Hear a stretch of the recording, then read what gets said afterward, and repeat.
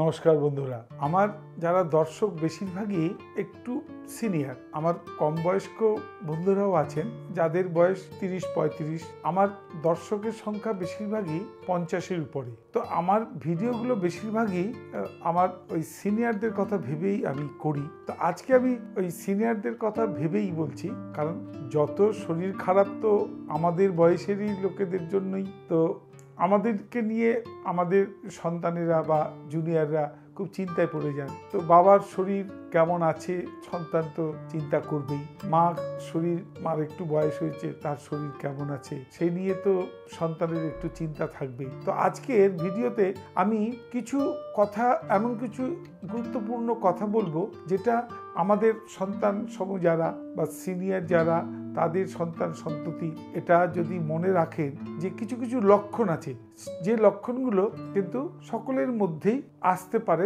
থাকতে পারে, সেই লক্ষণগুলো কিন্তু অনেক সময় আমাদেরকে বলে দেয় যে আমার শরীর বা আপনার শরীরটা কেমন আছে, একটু আগাম পূর্বাভাস দিয়ে দেয়। তা আমরা তো কাজ করেই যাচ্ছি, যে যার মতো যার যার কাজে আমরা খুব ব্যস্ত, কিন্তু শরীরটাকে নিয়ে একটু যদি আমরা একটু চিন্তা বা আমাদের শরীরের প্রতি একটু নজর থাকে, তাহলে অনেক সময় কঠিন কোনো শারীরিক সমস্যা থেকে কিন্তু আমরা সহজেই উদ্ধার পেতে পারি। ঠিক সময় ডাক্তারের কাছে যেতে পারি, ঠিক সময় তার প্রতিষেধক বা তার বিরুদ্ধে লড়াই করতে পারি। কিন্তু এমন এমন হয় কাণ্ড যে তখন প্রায় সব কিছুই শেষ।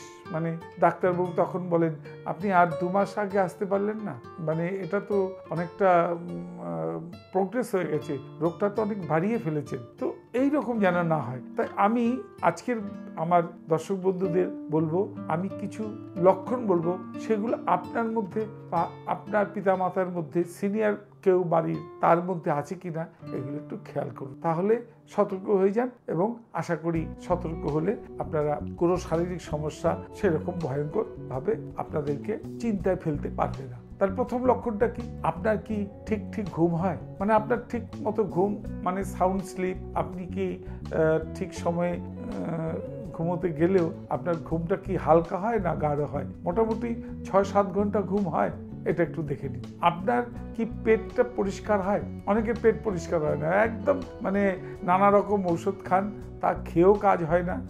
তো এটা কিন্তু খারাপ লক্ষণ। আপনার পেটের একটা সমস্যা, কনস্টিপেশন, বাউলস ক্লিয়ার না হওয়া, এটা কি হয় দেখে নিন। যদি না হয় সতর্ক হবে। 3 নম্বর হচ্ছে, আপনার কি ব্লাড প্রেশার আছে?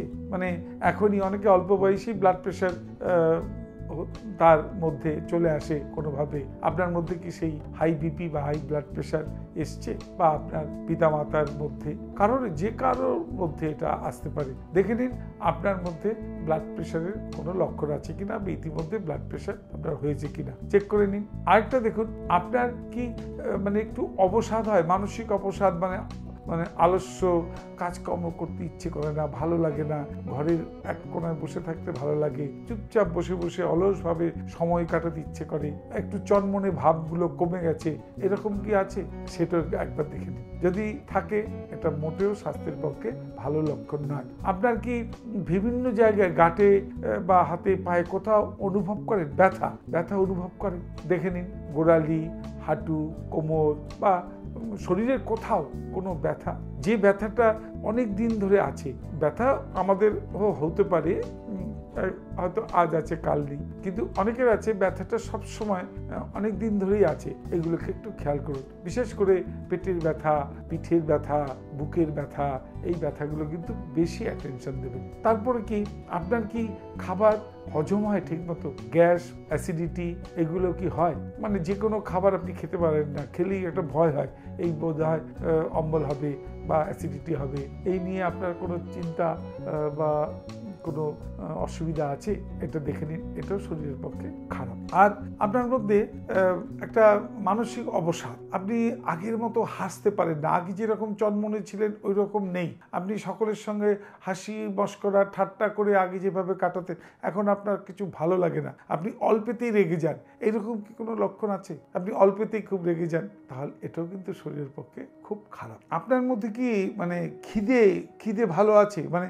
খেতে ভালো লাগে, খেতে ভালোবাসেন, খাওয়াতে কোনো অসুবিধা নেই, খিদেও পায় ভালো, এই লক্ষণটা আছে? যদি না পায়, তাহলে একটা খারাপ লক্ষণ, যে খিদে পায় না। অনেকের আছে খিদে পায় না, আপনার মধ্যে খিদে থাকা কিন্তু একটা শরীরের পক্ষে ভালো লক্ষণ। তাই বন্ধু, অনেকগুলো লক্ষণের কথা বললাম, এইগুলো যদি থাকে, তার মধ্যে 2-4টিও যদি থাকে, তাহলে কিন্তু আপনি একটু সতর্ক হবেন, আপনি সুচিকিৎসা করুন, অথবা আমার পরামর্শ যদি শোনেন, এখন থেকে শুরু করে দিন। এর থেকে বাঁচার উপায় একমাত্র যোগ প্রাণায়াম। যে যোগ প্রাণায়াম আপনাকে দিতে পারে চনমনে সুস্থ সুন্দর জীবন। আমার ভিডিওগুলো আছে, দেখতে পারেন। আলস্যকে ত্যাগ করে 30 থেকে 1 ঘন্টা যার যেমন সময় যোগ প্রাণায়াম করুন। যোগ প্রাণায়াম শিখুন ভালো করে, ভালো কারোর কাছ থেকে, বা আমার ভিডিও কতগুলো আছে আমি ডেসক্রিপশনে দিয়ে দেবো লিঙ্কগুলো, আপনি দেখুন। যোগ প্রাণায়াম ভালো করে শিখুন, অনেক অনেক মানে অনেক অনেক ভালো থাকবেন। আপনার সারাদিন চনমনে সুন্দর যাবে, আপনি একটা পাবেন সুন্দর হেলদি লাইফ। নমস্কার বন্ধুরা, তাহলে আমার এই ছোট্ট একটু উপদেশ বলবো না, আমার এই পরামর্শটা যদি আপনারা মানেন, আপনারা ভালো থাকলেই তো আমি ভালো থাকবো। আমার এই চ্যানেলে একমাত্র উদ্দেশ্য আমি ভালো থাকবো আর মানুষকে ভালো রাখবো। নমস্কার।